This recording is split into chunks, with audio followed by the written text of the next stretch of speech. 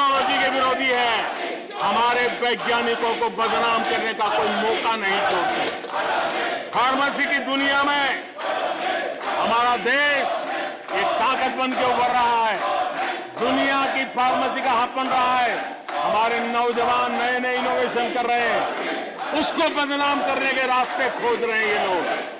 उनको देश की चिंता नहीं है, अपने राजनीतिक उठापटक की चिंता है। ये दुर्भाग्य है देश का। आदरणीय सभापति जी, आज मैं बाली में था। G20 देश के समूह डिजिटल इंडिया इसको समझने के लिए लालायित रहते थे। सक्सेस को पूरी दुनिया ने प्रभावित किया है। डिजिटल लेन देन में आज हिंदुस्तान दुनिया का लीडर बना हुआ है। आदरणीय सभापति जी, हमें खुशी है आज 100 करोड़ से ज्यादा मोबाइल फोन मेरे देशवासियों के हाथ में है। आदरणीय सभापति जी, एक समय था हम मोबाइल इंपोर्ट करते थे, आज गर्व है मेरा देश मोबाइल एक्सपोर्ट कर रहा है। 5G हो, AI हो, IoT हो,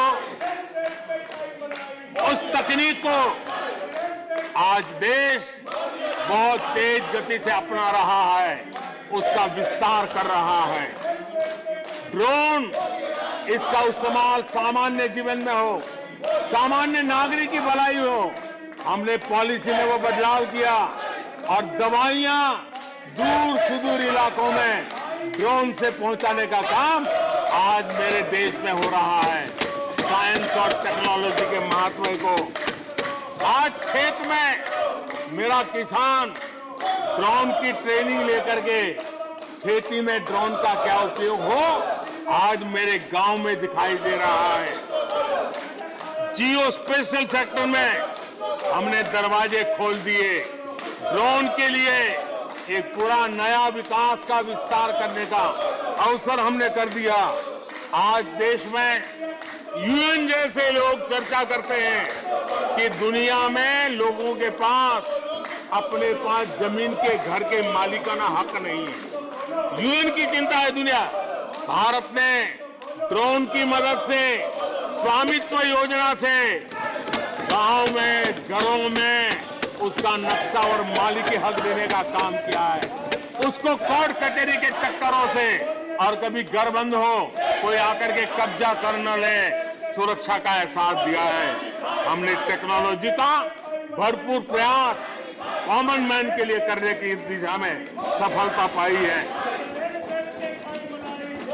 आज देश टेक्नोलॉजी के क्षेत्र में आधुनिक विकसित भारत के सपने में उसका महत्व हम समझते हैं और इसलिए ह्यूमन रिसोर्स डेवलपमेंट, इनोवेशन, इसका महत्व बहुत है और इसलिए दुनिया की एकमात्र फॉरेंसिक साइंस यूनिवर्सिटी हमारे देश में है।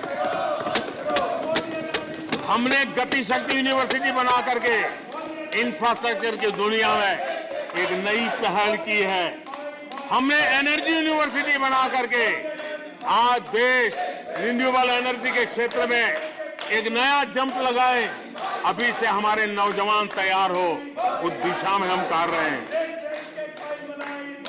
हमारे देश में टेक्नोक्रेट की तरफ, इंजीनियर्स की तरफ, साइंस की तरफ नफरत करने में कांग्रेस ने अपने शासनकाल में कोई कमी नहीं रखी है और साइंस और टेक्नोलॉजी को सम्मान देने में हमारे कार्यकाल में कोई कमी नहीं रखी है। ये हमारा रास्ता है।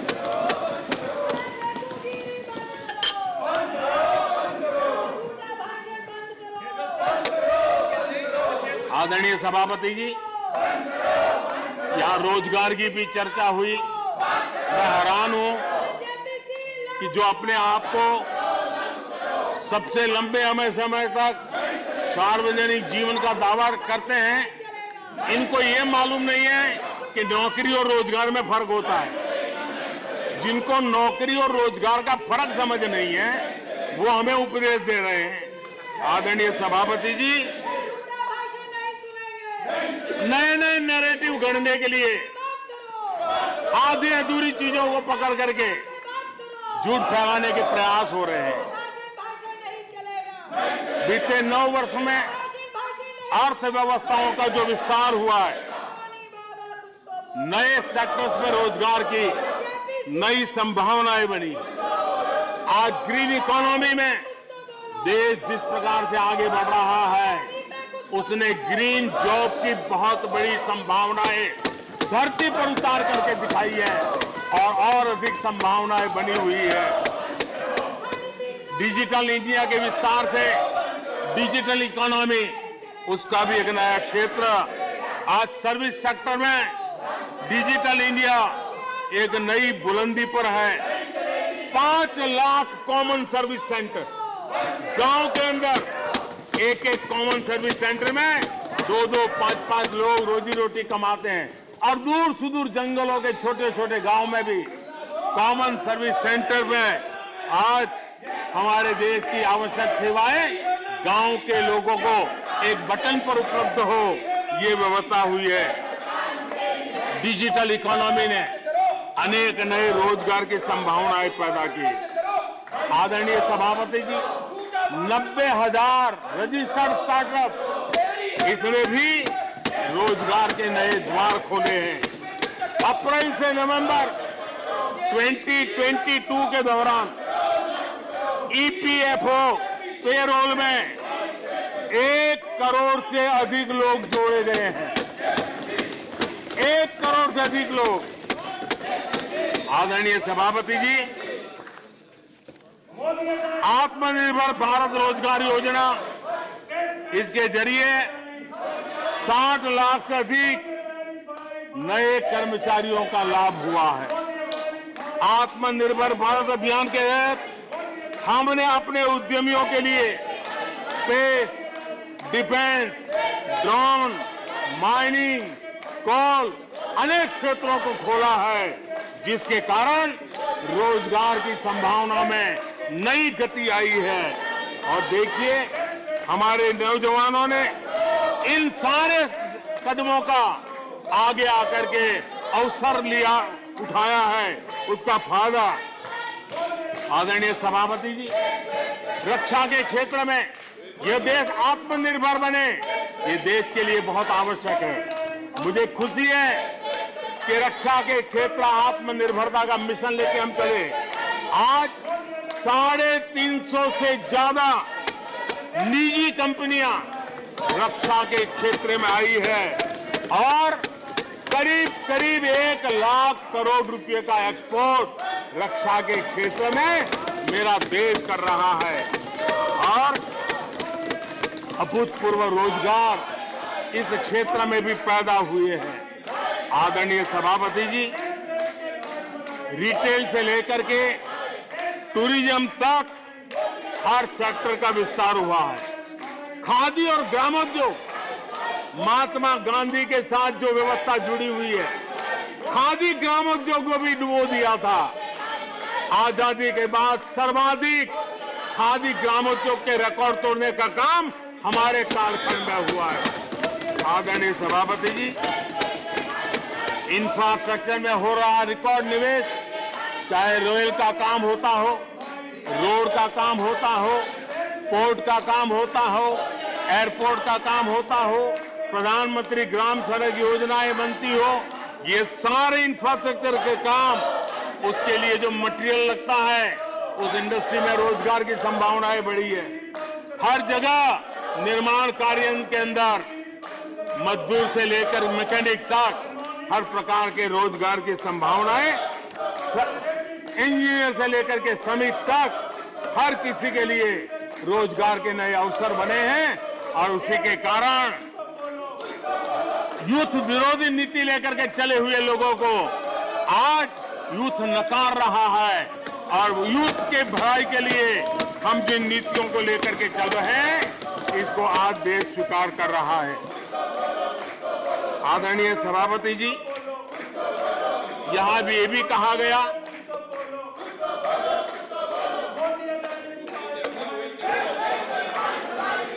आदरणीय सभापति जी, यहां ये भी कहा गया कि सरकार की योजनाओं को उनके नामों को लेकर के आपत्ति उठाई। कुछ लोगों को यह भी परेशानी है कि नामों में कुछ संस्कृत टच है।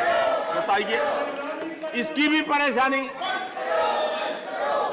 आदरणीय सभापति जी, मैंने किसी अखबार में पढ़ा था, मैं कोई वेरीफाई तो नहीं किया है, और रिपोर्ट कह रही थी 600 जितनी सरकारी योजनाएं सिर्फ गांधी नेहरू परिवार के नाम पे है।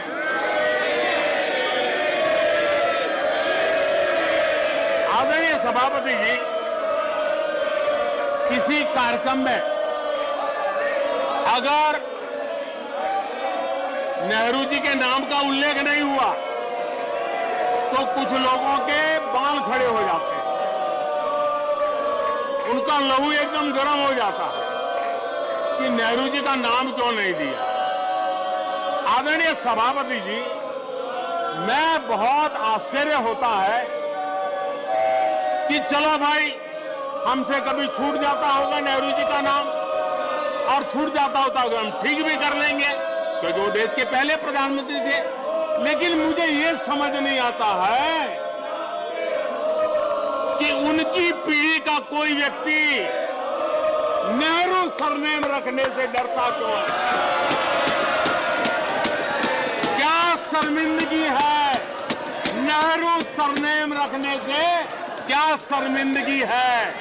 इतना बड़ा महान व्यक्तित्व अगर आपको मंजूर नहीं है, परिवार को मंजूर नहीं है, और हमारा हिसाब मांगते रहते हो। आदरणीय सभापति जी,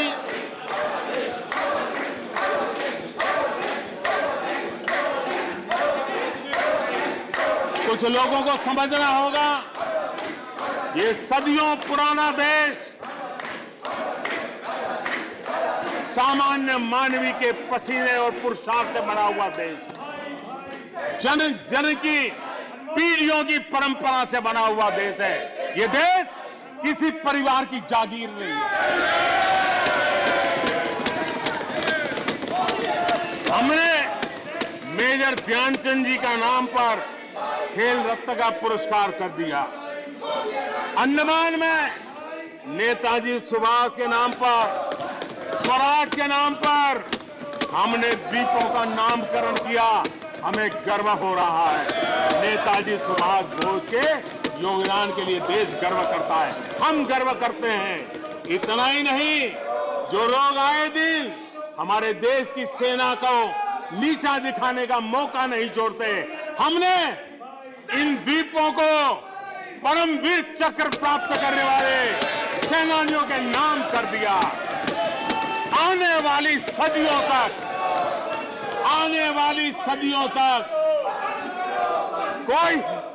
कोई हिमालय की चोटी एक एवरेस्ट व्यक्ति के नाम पर एवरेस्ट बन गई। मेरे द्वीप समूह, मेरे परमवीर चक्र विजेता, मेरे देश के सेनानियों के नाम कर दिया। ये हमारी श्रद्धा है, ये हमारी भक्ति है, और उसको लेकर के हम चलते हैं। आदरणीय और इससे आपको तकलीफ है, और तकलीफ व्यक्त भी हो रही है।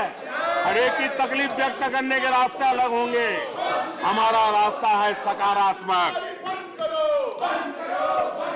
कभी कभी, अब ये सदन है, एक प्रकार से राज्यों का महात्मा है, हम पर ऐसे भी आरोप लगाए जाते हैं कि हम राज्यों को परेशान करते हैं।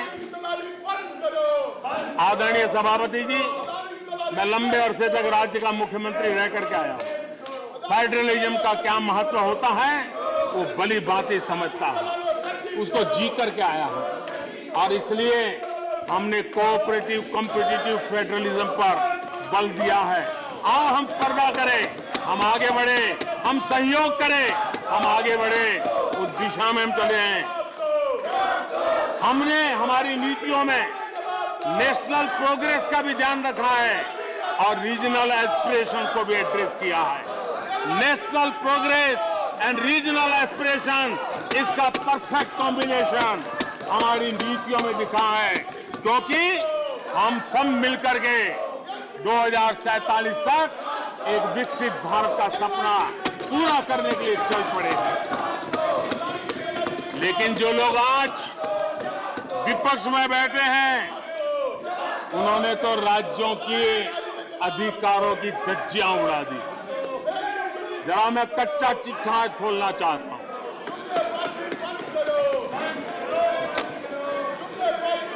जरा इतिहास उठा करके देख लीजिए, वो कौन पार्टी थी, वो लोग कौन सत्ता में बैठे थे जिन्होंने आर्टिकल 356 का सबसे ज्यादा दुरुपयोग किया।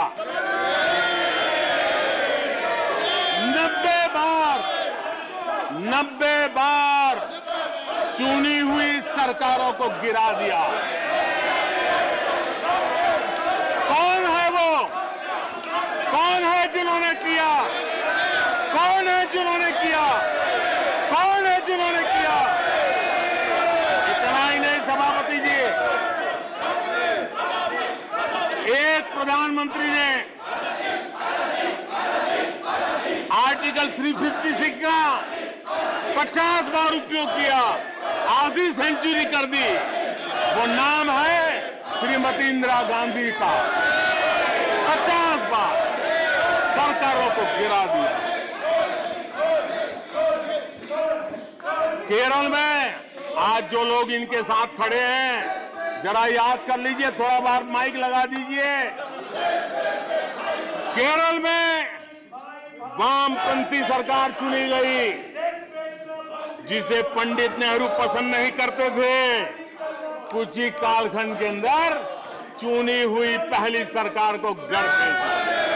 आज आप वहां खड़े हैं, आपके साथ क्या हुआ था जरा याद कीजिए। आदरणीय सभापति जी, जरा डीएमके के मित्रों को भी बताता हूं, तमिलनाडु में एमजीआर और करुणानिधि जैसे दिग्गजों की सरकारें, उन सरकारों को भी इन्हीं कांग्रेस वालों ने बर्खास्त कर दिया। एमजीआर की आत्मा देखती होगी आप कहां खड़े हो।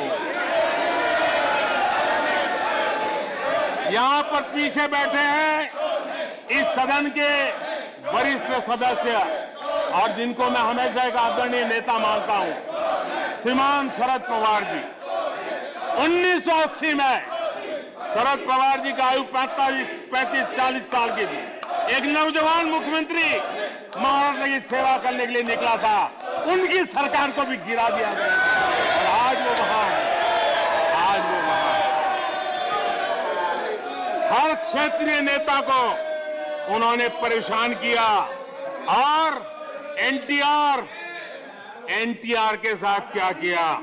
यहां कुछ लोग आज कपड़े बदले होंगे, नाम बदला होगा, ज्योतिषियों की सूचना के अनुसार नाम बदला होगा, लेकिन कभी वो भी उनके साथ थे। उस एनटीआर की सरकार को, और वो तबीयत के लिए अमेरिका गए थे, अपने हेल्थ के लिए गए थे।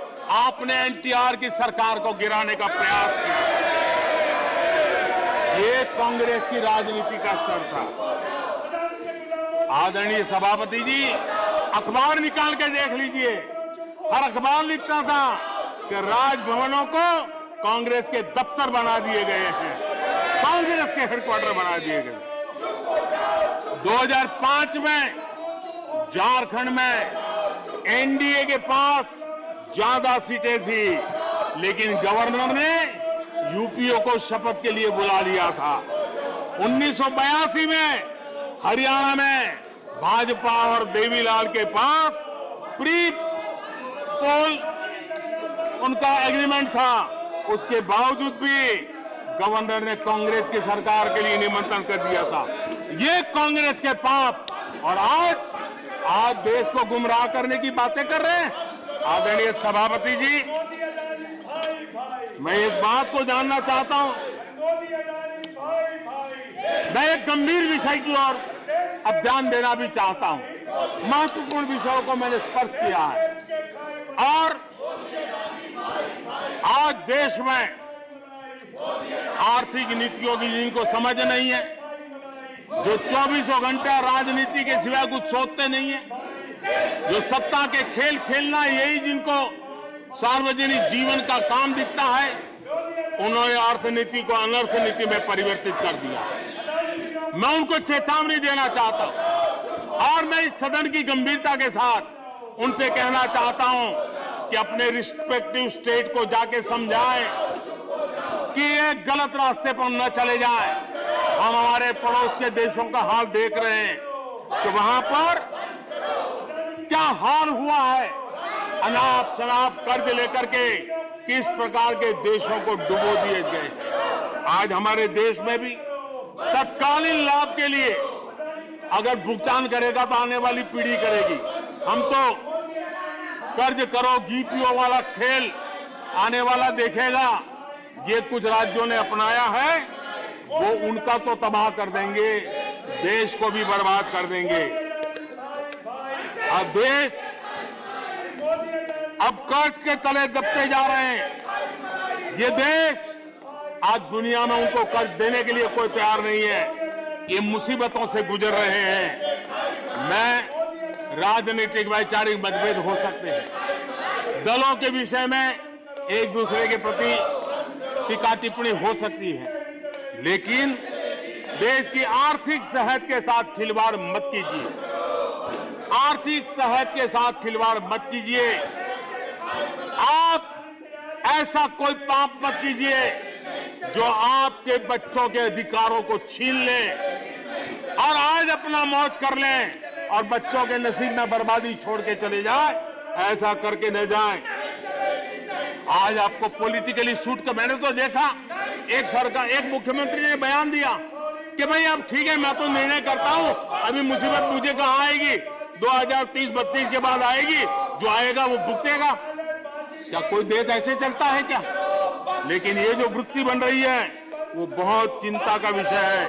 आदरणीय सभापति जी, देश की आर्थिक सेहत के लिए राज्यों ने भी अपनी आर्थिक सेहत के संबंध में डिसिप्लिन का रास्ता चुनना पड़ेगा और तभी जाकर के वे राज्य भी इस विकास की यात्रा का लाभ ले पाएंगे और उनके राज्यों के नागरिकों का भला करने में हमें भी सुविधा हो जाएगी, ताकि हम उन तक लाभ पहुंचाना चाहते हैं। आदरणीय सभापति जी, 2047 में यह देश विकसित भारत बने, ये हम सबका संकल्प है। 140 करोड़ देशवासियों का संकल्प है। अब देश पीछे मुड़ करके देखने को तैयार नहीं है। देश लंबी छलांग मारने को तैयार है।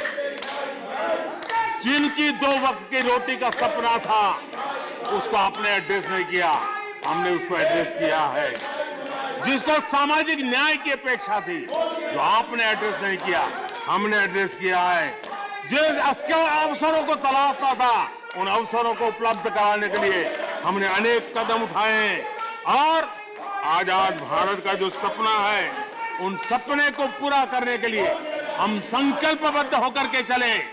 और आदरणीय सभापति जी, देश देख रहा है, देश देख रहा है, एक अकेला कितनों को भारी पड़ रहा है, एक अकेला कितनों को भारी पड़ रहा है। अरे नारे बोलने के लिए भी, नारे बोलने के लिए भी उनको बदल करना पड़ता है। जो भी ये बोलता है, घंटे भर से आवाज की जवाब देना है। आदरणीय सभापति जी, एक कन्विक्शन के कारण चला हूं, देश के लिए जीता हूं, देश के लिए कुछ करने के लिए निकला हुआ हूं। और इसलिए ये राजनीतिक खेल खेलने वाले लोग, उनके अंदर वो हौसला नहीं है, वो ढूंढ रहे हैं, बचने का रास्ता खोज रहे हैं। आदरणीय सभापति जी, राष्ट्रपति जी के उम्दा भाषण को, राष्ट्रपति जी के मार्गदर्शक भाषण को, राष्ट्रपति जी के प्रेरक भाषण को इस सदन के अंदर अभिनंदन करते हुए, धन्यवाद करते हुए, आपका भी आभार व्यक्त करते हुए अपनी बात को समाप्त करता हूं।